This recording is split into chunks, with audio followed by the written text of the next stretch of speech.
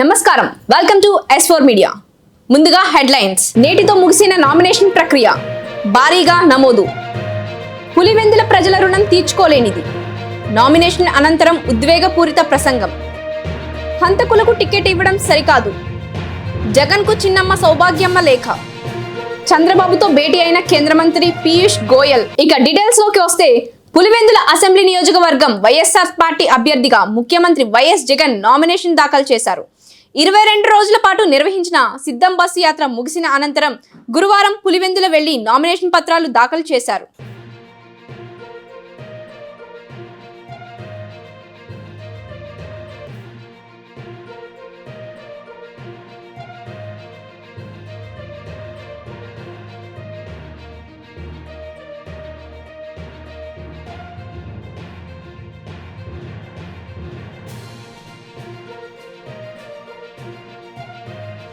గుడివాడలో మరోసారి వైసీపీ జెండా ఎగురుతుందని ఆ పార్టీ తరపున నామినేషన్ దాఖలు చేసిన ఎమ్మెల్యే కొడాలి వెంకటేశ్వరరావు అలియాస్ నాని ఆశాభావం వ్యక్తం చేశారు. కృష్ణా జిల్లా గుడివాడ నియోజకవర్గం నుంచి 2 సార్లు తెలుగుదేశం పార్టీ తరపున, మరో 2 సార్లు వైఎస్ఆర్ కాంగ్రెస్ పార్టీ నుంచి కొడాలి నాని విజయం సాధించారు. తాజాగా మరోసారి బరిలో నిలిచారు. ఇక్కడ తెలుగుదేశం పార్టీ నుంచి ప్రవాస ఆంధ్రుడు వెనిగండ్ల రాము పోటీ చేస్తున్నారు. స్థానికంగా ఎవరు కూడా పోటీ చేసేందుకు ముందుకు రాకపోవడంతో ఎక్కడి నుంచో తీసుకువచ్చి ఇక్కడి నుంచి పోటీ చేయిస్తున్నారని తెలుగుదేశం పార్టీపై ధ్వజమెత్తారు. అభిమానులు, కార్యకర్తలు పెద్ద సంఖ్యలో తరలిరాగా గురువారం కొడాలి నాని నామినేషన్ దాఖలు చేశారు. గుడివాడలో మరోసారి వైసీపీ జెండా ఎగురుతుందని ఆయన జోస్యం చెప్పారు. ఈ గుడివాడ నియోజకవర్గానికి వైఎస్ఆర్ కాంగ్రెస్ పార్టీ అభ్యర్థిగా నామినేషన్ వేయటం జరిగింది.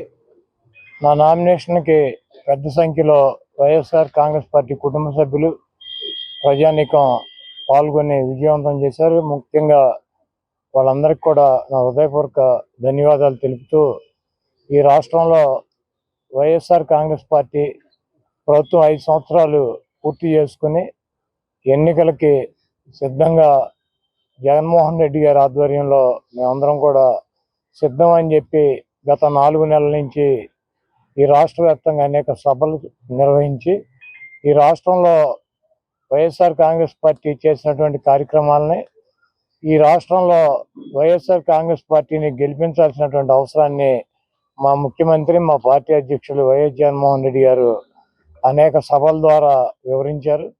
ఈరోజు ఈ గుడివాడ నియోజకవర్గంలో వైఎస్ఆర్ కాంగ్రెస్ పార్టీ మరోసారి ఇక్కడ విజయకేతనం ఎగరవేయటంలో ఎటువంటి డౌటు లేదు. ప్రజల నుంచి తిరిగినప్పుడు సంక్షేమ కార్యక్రమాలు అందినటువంటి ప్రజానికం కానీ, జగన్మోహన్ రెడ్డి గారి పాలన కావాలనుకున్నటువంటి ప్రజానికం కానీ మాకు సంపూర్ణంగా దీవించి మళ్ళీ జగన్మోహన్ రెడ్డి గారే ముఖ్యమంత్రి అవ్వాలి, మా స్కూల్స్ కానీ మాకు హాస్పిటల్కి వెళ్తే ఎటువంటి ఇబ్బందులు లేకుండా, అదేవిధంగా సంక్షేమ కార్యక్రమాల ద్వారా మా కుటుంబాలకి జగన్మోహన్ రెడ్డి గారు మేలు చేశారు.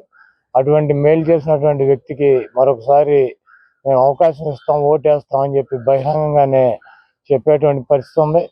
తెలుగుదేశం పార్టీకి సంబంధించినటువంటి కొంతమంది ఆ చంద్రబాబు అభిమానులు కావచ్చు, తెలుగుదేశం పార్టీకి సంబంధించినటువంటి వ్యక్తులు కావచ్చు, కోడిగుడ్డుకి ఏకలు పీకినట్టు చేసినటువంటి కార్యక్రమాలకు గాలి అన్న 1-6 మిగిలిపోయిన కార్యక్రమాలు ఉంటే అవి చేయలేదని చెప్పి దాన్ని ఏదో వాళ్ళ పచ్చ మీడియా ద్వారా బయటికి చూపించుకోవాలన్నటువంటి ప్రయత్నం చేస్తున్నారు.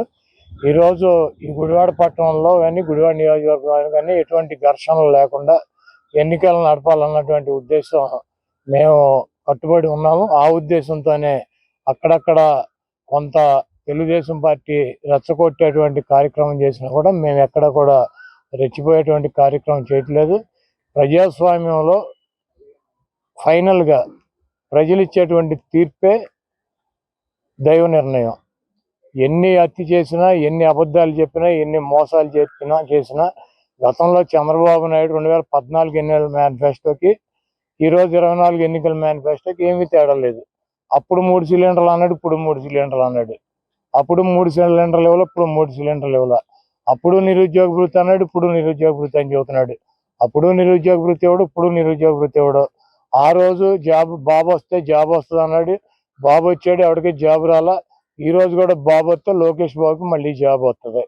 కాబట్టి చంద్రబాబు నాయుడు 14లో ప్రజలను ఏ రకంగా మోసం చేశాడో అదే మేనిఫెస్టోతో మళ్ళీ ఆయనకి అల్జిమర్స్ వచ్చింది కాబట్టి ఆయన మర్చిపోయాడు కాబట్టి ఈయన చేసినటువంటి మోసాలు ప్రజలు కూడా మర్చిపోయాడని చెప్పి భావించి వచ్చాడు. తప్పకుండా రేపు రాబోయే రోజుల్లో చంద్రబాబు నాయుడుకి మాడు పగిలేటువంటి తీర్పు ఈ రాష్ట్ర ప్రజలు ఇస్తారు. చంద్రబాబుకి ఇయే చివరి ఎన్నికలు. నా సొంత గడ్డ పులివెందుల, నా ప్రాణానికి ప్రాణం. ప్రతి కష్టంలో నా వెంట నడిచి ప్రతి ఒక్కరికి మీ బిడ్డ జగన్ 2 చేతులు జోడించి నమస్కరిస్తున్నా. పులివెందుల అంటే అభివృద్ధి, నమ్మకం, ఒక సక్సెస్ స్టోరీ అని అన్నారు ముఖ్యమంత్రి జగన్. పులివెందులలో నామినేషన్ దాఖలు చేసిన అనంతరం అక్కడ ప్రజలను ఉద్దేశించి ప్రసంగించారు.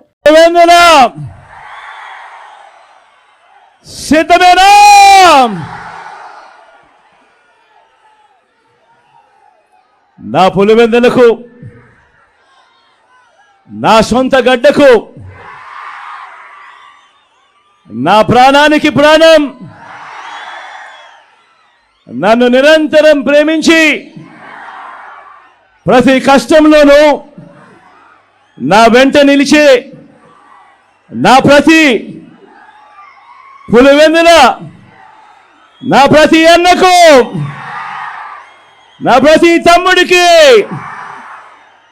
నా ప్రతి అక్కకు, నా ప్రతి చెల్లెమ్మకు, నా ప్రతి అవ్వకు, నా ప్రతి తాతకు, నా ప్రతి స్నేహితుడికి మీ జగన్, మీ బిడ్డ ముందుగా 2 చేతులు జోడించి పేరు పేరున హృదయపూర్వకంగా కృతజ్ఞత తెలుపుకుంటా ఉన్నాడు. పులివెందుల అంటే నమ్మకం, పులివెందుల అంటే ధైర్యం, పులివెందుల అంటే అభివృద్ధి, పులివెందుల అంటే ఒక సక్సెస్ స్టోరీ, పులివెందుల ఓ విజయ గాథ. ఇది ఇక మీదట కూడా కొనసాగే విజయ గాథ. ఉండవల్లిలో టీడీపీ అధినేత నారా చంద్రబాబు నాయుడుతో కేంద్ర మంత్రి పీయూష్ గోయల్ భేటీ అయ్యారు. ఎన్నికల ప్రచారంలో భాగంగా రాష్ట్రానికి వచ్చిన ఆయన చంద్రబాబును మర్యాదపూర్వకంగా కలుసుకున్నారు. రాష్ట్రంలో కూటమి విజయం ఖాయమని, ఎన్డీఏ అధికారం చేపడుతుందని ఈ సందర్భంగా వారు మాట్లాడుకున్నారు. కార్యక్రమంలో BJP national general secretary Arun Singh, national joint secretary Shivaprakash, state general secretary organisation Madhukar తదితరులు ఉన్నారు.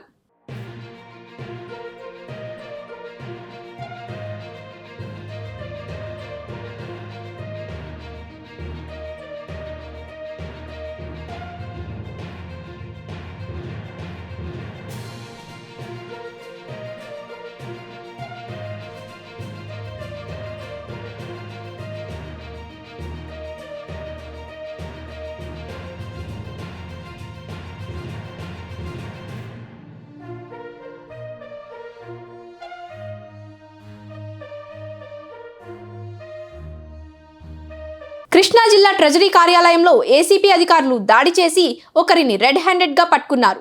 4 నెలల జీతం బిల్లు శాంక్షన్ చేయడానికి మచిలీపట్నం మున్సిపల్ శాఖ junior assistant Prasad Shah Jahan 10,000 demand చేశారు.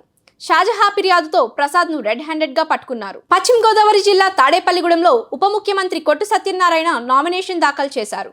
ఈ కార్యక్రమంలో నర్సాపురం వైఎస్ఆర్పీ పార్లమెంట్ అభ్యర్థి గూడూరి ఉమాబాల పాల్గొన్నారు. కొట్టు మాట్లాడుతూ ఈరోజు ఈ జనసంద్రోహాన్ని చూసి గెలుపు ఖాయమైందన్నారు. వచ్చేది మా ప్రభుత్వమే అని ఆశాభావం వ్యక్తం చేశారు. నేను వైఎస్ఆర్ కాంగ్రెస్ పార్టీ తరఫున నామినేషన్ ఫైల్ చేయడం జరిగింది. నా నామినేషన్ ఫైల్ చేయడానికి ఆశీర్వాదాలు అందించడానికి వేలాదిగా తరలి వచ్చిన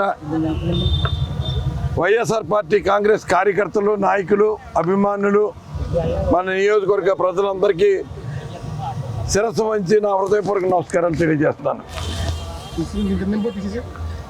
ఈరోజు నామినేషన్ సందర్భంగానే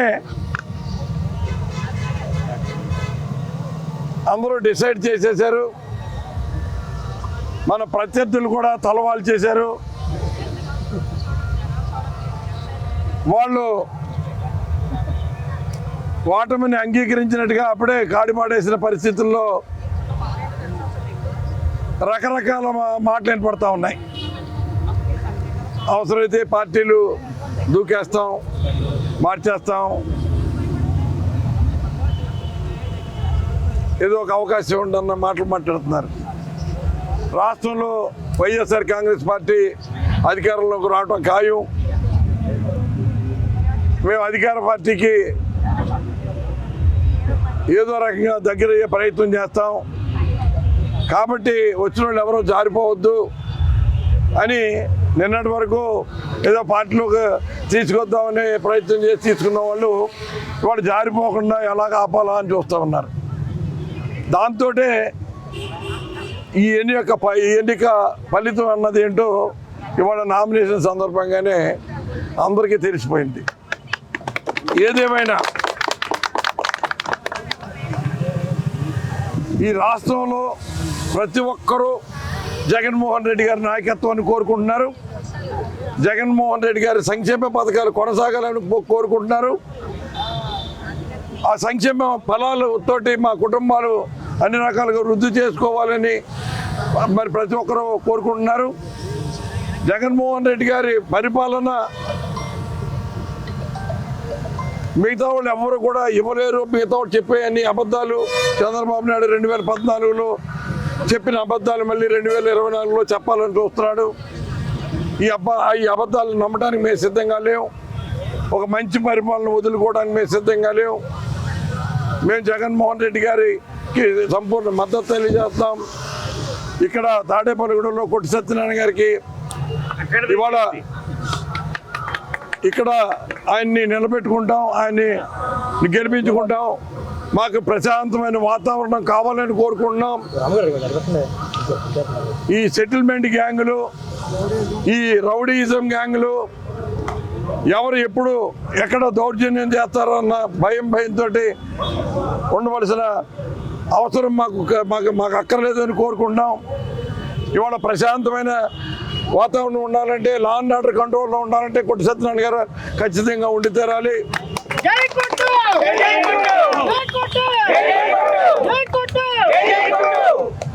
ఆయన అభివృద్ధికి చిరునామా. ఇంకెవరు వచ్చినా అభివృద్ధి ఆగిపోద్ది. అభివృద్ధి ఎలా చేయాలన్నది వాళ్ళకి చేత అయ్యే పని కాదు. వాళ్ళకి తెలిసిందల్లా రౌడీజం చేయటం, గోండాయిజం చేయటం, దొరికినట్టుగా ఏ రకంగా డబ్బులు సంపాదించాలన్న ఆలోచన తప్ప అభివృద్ధి మీద ఒక ఆలోచన కానీ, ప్రజలకి న్యాయం చేయాలన్న ఆలోచన కానీ లేవని ప్రజలందరూ కోరుకుంటున్నారు, ప్రజలందరూ అనుకుంటున్నారు.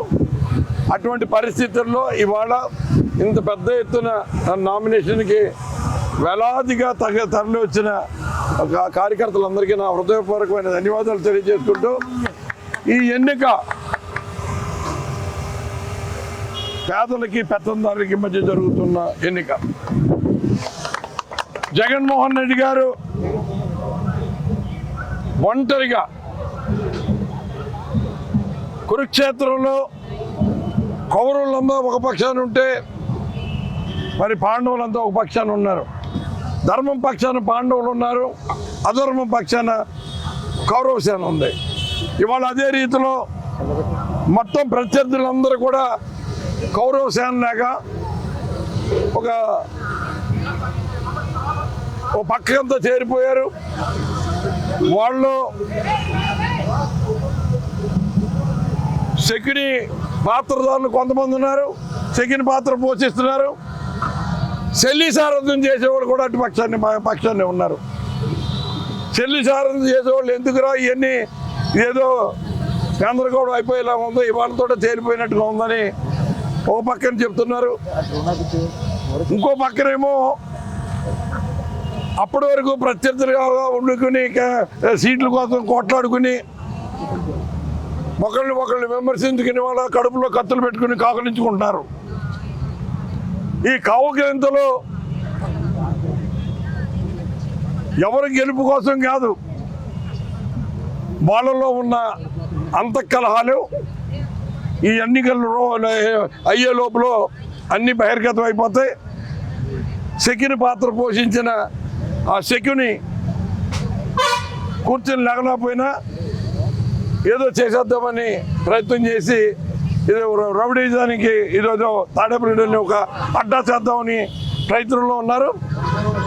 కొట్టు సత్యనారాయణ ఉండగా అటువంటి అడ్డాలు ఏమి పనికిరావు.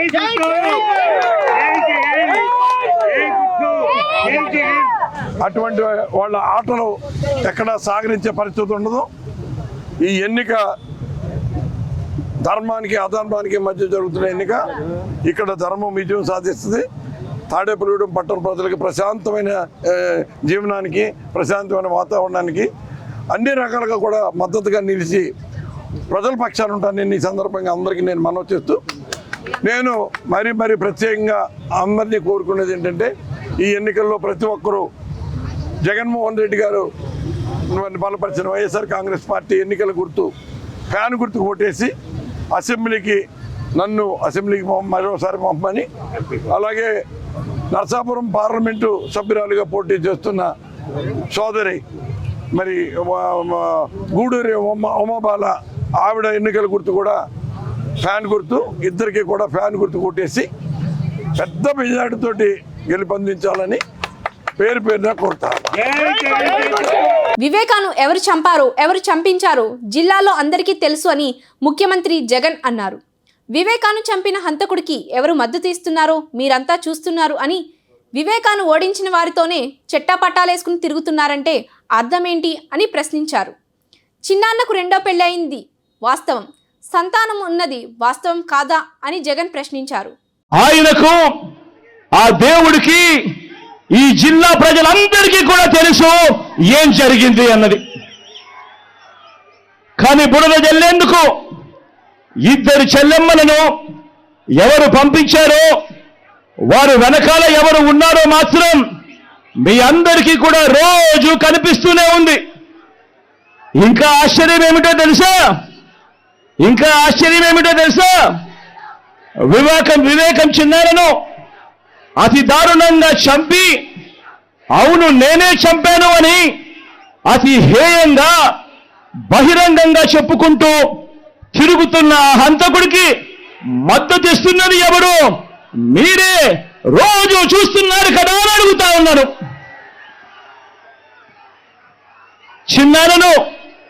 చిన్నారను అన్యాయంగా ఎమ్మెల్సీ ఎన్నికల్లో ఓడించిన వారితోనే, సంఖ్యాబలం లేకపోయినా కూడా ప్రలోభాలతో, అధికార బలంతో ఓడించిన వారితోనే ఈరోజు చట్టా పట్టాలు వేసుకొని తిరుగుతా ఉన్నారు అనంటే దానికి అర్థమేమిటి అని చెప్పి ఈ సందర్భంగా అడుగుతా ఉన్నా.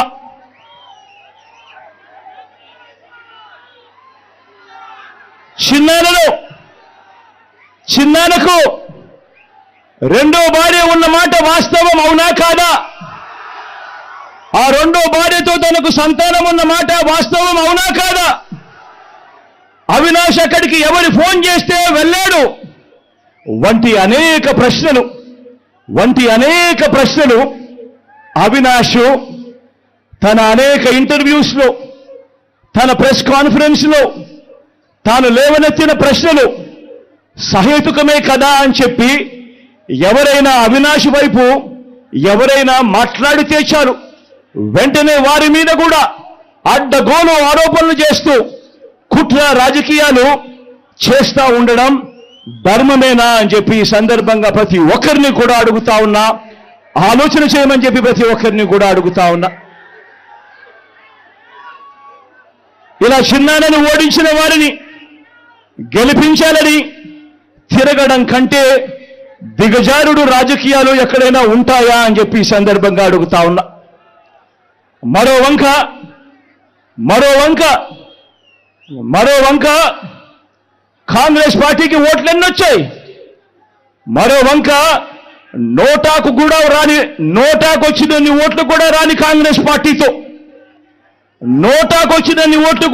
కాంగ్రెస్ పార్టీతో, రాష్ట్రాన్ని విడగొట్టిన కాంగ్రెస్ పార్టీతో, ప్రత్యేక హోదాను విభజన చట్టంలో చేర్చకుండా రాష్ట్రాన్ని దుర్మార్గంగా విడగొట్టి రాష్ట్రానికి అన్యాయం చేసిన ఆ కాంగ్రెస్ పార్టీలో చేరి వైఎస్ఆర్ గారి పేరును ఆయన చనిపోయిన తర్వాత ఛార్జ్ షీట్లో పెట్టిన ఆ కాంగ్రెస్ పార్టీకి మొత్తంగా వైఎస్ఆర్ గారి పేరునే తుడిచివేయాలని, కనబడకుండా చేయాలని ప్రయత్నిస్తున్న వారికి ఓటు వేయటము అనంటే దానివల్ల ఎవరికి లాభము అన్నది ప్రతి ఒక్కరూ కూడా ఆలోచన చేయమని కోరుతా ఉన్నా. అటువంటి కాంగ్రెస్ పార్టీకి ఓటు వేస్తే, మన ఓట్లు చీలిస్తే వచ్చే లాభం బాబుకు, బీజేపీ కూటమికి కాదా అని అడుగుతా ఉన్నాను. ఈ సందర్భంలో నేను ప్రతి ఒక్కరూ కూడా ఆలోచన చేయమని కోరుతా ఉండా. ఇదంతా కూడా మన ఓట్లను విడగొట్టి వాళ్ళను గెలిపించాలనే ప్రయత్నం కాదా అని అడుగుతా ఉన్నాను ఈ సందర్భంగా. Vijayawada city police commissioner PHD Ramakrishna గురువారం బాధ్యతలు చేపట్టారు. ఇప్పటి వరకు ఇక్కడ పనిచేసిన కాంతి రాణాను బదిలీ చేస్తూ ఎన్నికల కమిషన్ ఉత్తర్వులు జారీ చేసింది. ఆయన స్థానంలో బాధ్యతలు చేపట్టిన రామకృష్ణ గురువారం దుర్గగుడికి వెళ్లి అమ్మవారిని దర్శించుకున్నారు. ఆయనకు ఆలయ అధికారులు స్వాగతం పలికి ప్రసాదాలు అందజేశారు.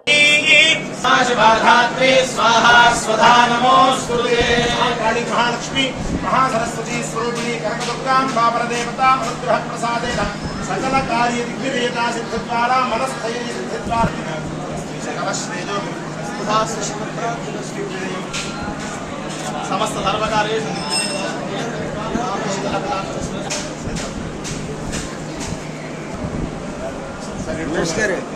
విజయవాడ పశ్చిమకు సేవకుడిని, మీలో ఒకడిని అంటూ తనదైన శైలిలో బీజేపీ అభ్యర్థి సుజనా చౌదరి ప్రచారం చేస్తున్నారు. నన్ను గెలిపించండి, మీకోసం పనిచేస్తా అని హామీ ఇస్తున్నారు. మాటా మంత్రి కార్యక్రమంలో ప్రజల నుంచి సమస్యలు తెలుసుకున్న ఆయన వాటి పరిష్కారానికి హామీ ఇచ్చారు.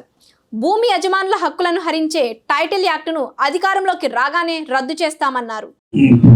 తమ్ముడు అడిగిన ప్రశ్న ఏంటంటే, ముఖ్యంగా లా అండ్ ఆర్డర్ డెఫినెట్గా ఒక ఉక్కు పదం వేస్తారు.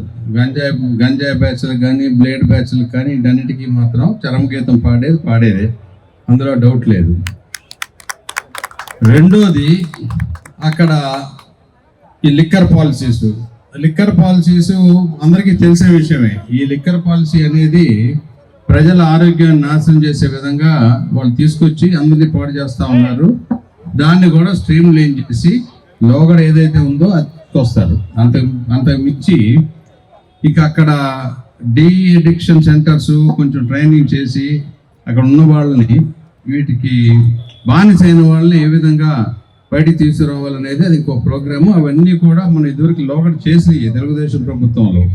కాబట్టి మీరు వాటి మీద గట్టిగా నమ్మకం పెట్టుకోవచ్చు. ఎట్టి పరిస్థితుల్లో ఫుల్ కంట్రోల్కి వచ్చేస్తుంది. సీఎం జగన్మోహన్ రెడ్డికి దివంగత వైఎస్ వివేకానంద రెడ్డి సతీమణి సౌభాగ్యమ్మ ఓ లేఖ రాశారు. 2009లో నువ్వు మీ తండ్రిని కోల్పోయినప్పుడు ఎంత బాధను అనుభవించావో 2019లో సునీత కూడా అంత బాధను అనుభవించింది. న్యాయం కోసం పోరాటం చేస్తున్న నీ చెల్లెళ్లను హేళన చేస్తూ, నిందలు మోపుతూ, దాడులకు కూడా తెగబడే స్థాయికి కొంతమంది దిగజారుతుంటే నీకు మాత్రం పట్టడం లేదా? సునీతకు మద్దతుగా నిలిచి పోరాటం చేస్తున్న షర్మిలను కూడా టార్గెట్ చేస్తుంటే నీవు నిమ్మకు నీరెత్తినట్లు ఉండడం ఏంటి? కుటుంబ సభ్యునిగా కాకపోయినా రాష్ట్ర ముఖ్యమంత్రి అయినా ఇదేనా నీ కర్తవ్యం? ఇంకా బాధించే అంశం, హత్యకు కారకులైన వారిని మరలా ఎంపీగా అవకాశాన్ని నీవు కల్పించడం ఇది సమంజసమా? ఇటువంటి దుశ్చర్యలు నీకు ఏమాత్రం మంచిది కాదు, ఇది నీకు తగినది కాదు అంటూ లేఖ వ్రాయడం చర్చనీయాంశమైంది. తిరిగి హెడ్లైన్స్. నేటితో ముగిసిన నామినేషన్ ప్రక్రియ, భారీగా నమోదు. పులివెందుల ప్రజల రుణం తీర్చుకోలేనిది. నామినేషన్ అనంతరం ఉద్వేగపూరిత ప్రసంగం. హంతకులకు టికెట్ ఇవ్వడం సరికాదు. జగన్కు చిన్నమ్మ సౌభాగ్యమ్మ లేఖ. చంద్రబాబుతో భేటీ అయిన కేంద్ర మంత్రి పీయూష్ గోయల్. ఈ వార్తలు ఇంతటితో సమాప్తం. తిరిగి రేపటి బులెటిన్లో కలుసుకుందాం. అంతవరకు సెలవు.